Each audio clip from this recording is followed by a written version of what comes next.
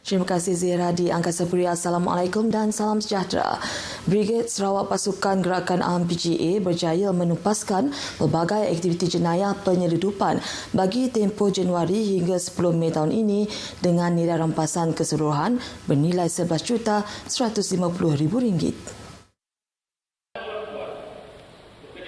Komander Brigade Sarawak PGA SAC Datuk Kau Kok Chin berkata kejayaan keseluruhan melibatkan 3 operasi yang dijalankan menerusi Op Awas, Op Batas dan Op Libas di bawah Batalion 10 PGA Sibu, Batalion 11 PGA Batu Kawah dan Batalion 12 PGA Miri.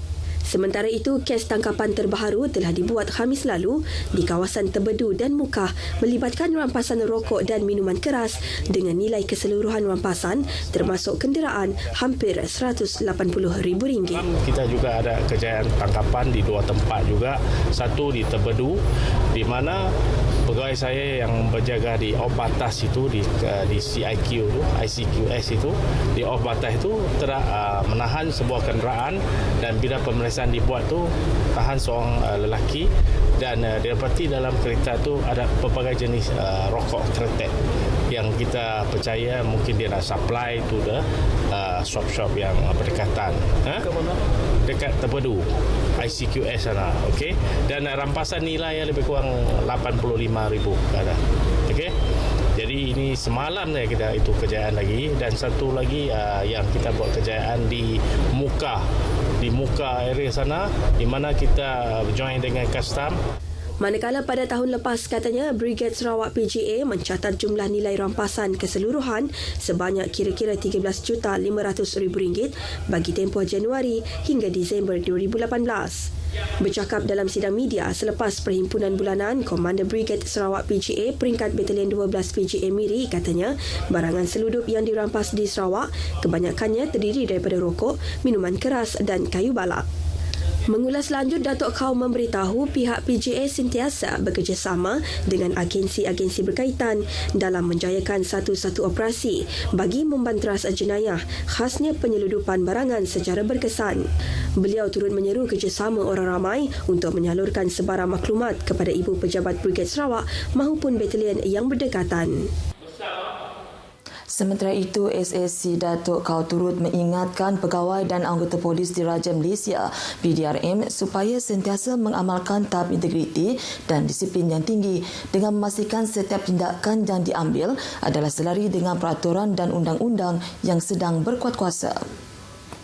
Masuklah PGA kita dan tegasnya beliau tidak akan berkompromi dengan mana-mana pegawai dan anggota yang melakukan pelanggaran tata tertib. Itu juga pucuk pimpinan kita yang baru, kita punya Datuk Seri Hamid bin Badu, Ketua Polis Negara juga memberi keutamaan kepada integriti.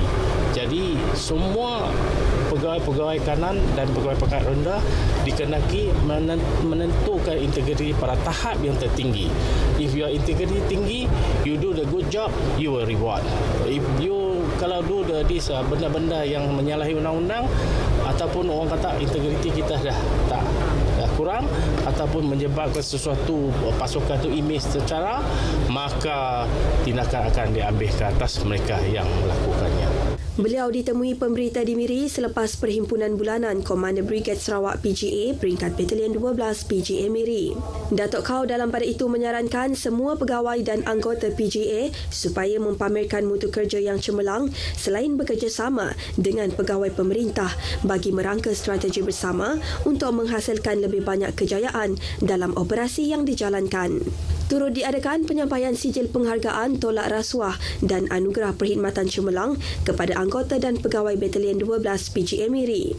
Sementara itu, pada majlis berasingan, Datuk Kau turut menyempurnakan majlis penyampaian duit raya dan sumbangan kepada anak-anak yatim dalam satu majlis berbuka puasa bersempena lawatan kerjanya ke Batalion 12 PGA Miri. Seramai kira-kira 30 anak yatim daripada Kompleks Kebajikan Hamidah Yaakob, Miri menerima sumbangan berkenaan.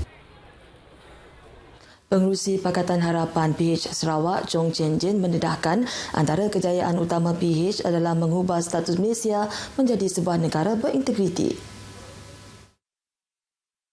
Basically, we regain our international status and respect from the international community on Malaysia. Chong memberitahu meskipun berdepan dengan kekangan kewangan, pelbagai usaha terus dilaksanakan oleh kerajaan untuk merangsang pertumbuhan ekonomi yang lebih pesat. Katanya kerajaan PH tetap mencari jalan terbaik dan mengambil pendekatan menyeluruh dalam usaha mengurangkan kos projek infrastruktur seperti laluan kereta api Pantai Timur, transit aliran masa 2 dan transit aliran ringan 3 dapat disiapkan dan memberi manfaat kepada rakyat. Jelasnya pelaksanaan projek LRT 3 dan MRT 2 diteruskan dengan pengurangan kos keseluruhan sebanyak RM23.84 bilion hasil inisiatif dana rundingan. LRT 3 diteruskan dengan kos keseluruhan RM16.63 bilion berbanding kos asal RM31.65 bilion, manakala kos MRT 2 berjaya dikurangkan sebanyak RM8.82 bilion. Sementara itu, projek ECRL pula dikurangkan sebanyak RM21.5 bilion. Menyentuh mengenai projek ekonomi yang memberi manfaat kepada rakyat, Chong yang juga Timbalan Menteri Perdagangan Dalam Negeri dan Hal Ehwal Pengguna KPDN HEP memberitahu dasar kerajaan memasukkan cukai barang dan perkhidmatan GST dan menggantikannya dengan cukai jualan dan perkhidmatan SST selain penstabilan harga minyak dengan mekanisme harga siling telah membantu mengurangkan kadar inflasi dan mengembangkan ekonomi negara. Alright, without this capping exercise, capping decision, the current RON 95 price would be RM2.51. And the current diesel price would be RM2.48. So every day when the rakyat go to pump station to pump petrol, okay, with the new government, they are paying 43 cents cheaper. Barisan Nasional last election, 43 cents more expensive. Tambahnya, kerajaan juga akan memastikan pulangan GST dan cukai pendapatan tertunggak yang bernilai RM37 bilion akan dikembalikan dalam tempoh 10 bulan pertama tahun ini. Beliau berkata demikian pada sidang media di Kuching bersempena ulang tahun pertama peristiwa bersejarah 9 Mei 2018 setahun PH mentadbir Malaysia. Jabatan Bomba dan Penyelamat Malaysia JBPM akan memberi fokus terhadap keselamatan di air menjelang musim perayaan Hari Gawai dan Hari Raya nanti. Ketua Pengarah JBPM, Datuk Muhammad Hamdan Wahid berkata, ini memandangkan jumlah kematian melibatkan aktiviti di air adalah tinggi berbanding kematian akibat kebakaran. Jelas beliau, statistik kematian akibat lemas adalah tinggi, iaitu 400 kematian tahun lalu berbanding 97 kematian akibat kebakaran. Dan sebagai peranan utama di dalam MKAA, Majlis Keselamatan Aktiviti di Air, Jabatan Bomba akan meneruskan tugas-tugas untuk kesedaran, rondaan dan juga amaran tentang kemabahayaan tempat-tempat tertentu di kawasan-kawasan rekreasi, kawasan-kawasan untuk aktiviti-aktiviti di air dan juga kawasan-kawasan yang mempunyai tahap kemabahayaan yang tinggi apabila orang melaksanakan kerja-kerja seperti untuk menangkap ikan, untuk mancing dan sebagainya. Terdapat 39 lokasi hotspot berisiko lemas telah dikenal pasti di seluruh negara dengan 19 daripadanya sangat berisiko berikutan mencatatkan lebih daripada 5 kes mati lemas dalam masa 3 tahun. Datuk Muhammad Hamdan memberitahu pemberita selepas Majlis Jalinan Mesra Ihya Ramadan di Ibu Pejabat JBPM Negeri Sarawak. Kementerian Perdagangan Dalam Negeri dan Hal Ehwal Pengguna KPDN HEP Sarawak telah memeriksa sebanyak 27,041 buah premis di seluruh negeri bagi tempoh 1 Januari hingga 5 Mei lepas. Daripada jumlah itu, 23,838 premis melibatkan kawasan bandar, manakala selebihnya di kawasan luar bandar iaitu sebanyak 3,203 premis. Jumlah tingkatan kes keseluruhan negeri Sarawak mencatatkan 538 kes dengan jumlah nilai rampasan lebih kurang 6 juta 6 juta keseluruhannya dengan nilai kompaun melebihi RM74,000. Muhammad Hanizam mendedahkan di bawah Akta Kawalan Harga dan Anti Pencatutan sahaja, sejumlah 301 kes direkodkan pihaknya membabitkan anggaran nilai rampasan lebih kurang RM52,000 dengan nilai kompaun dianggar berjumlah RM36,150.